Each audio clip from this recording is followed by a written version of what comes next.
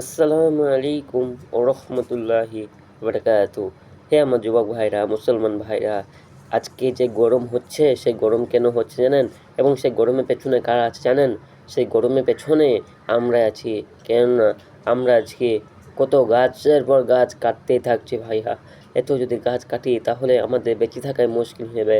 কেননা আল্লাহ রাব্বুল আলামিন গাছ লাগিয়েছিলেন এবং সেই গাছকে হুকুমও দিয়েছিলেন যে হে গাছ, তুমি আমার বান্দাদেরকে অক্সিজেন দিবে এবং আমার বান্দাদেরকে অক্সিজেন দিবে এবং অক্সিজেনটা তুমি শুষে নিবে।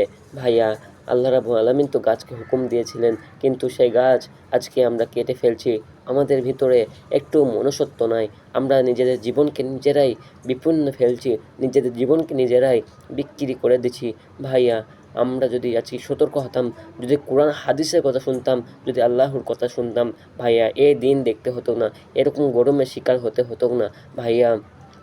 তাই আল্লাহ রাব্বুল আলামিন কোরআন পাকের মধ্যে বলছি, হে আমার বান্দারা, আমি গাছ কাটতে মানা করিনি, তোমরা গাছ কাটো, কিন্তু একটি গাছ কাটলে পারে সেখানে 10টি গাছ লাগাও। কিন্তু সে আল্লাহ রাব্বুল আলামিনের কথা আমরা শুনি না।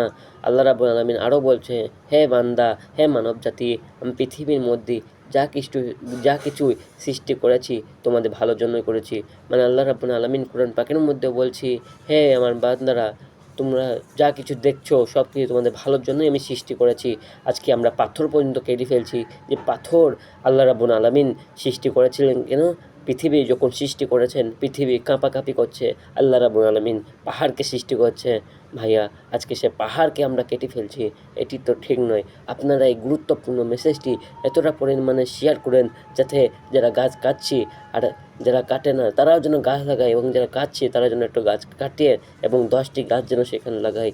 সেই জন্যই তোমরা এই ভিডিওটাকে এতটা পরিমাণে শেয়ার করো, যাতে সবাই দেখতে পারে। ভাইয়া, তোমরা শেয়ার করে দাও প্লিজ। আসসালামু আলাইকুম ওয়া রাহমাতুল্লাহি ওয়া বারাকাতুহু।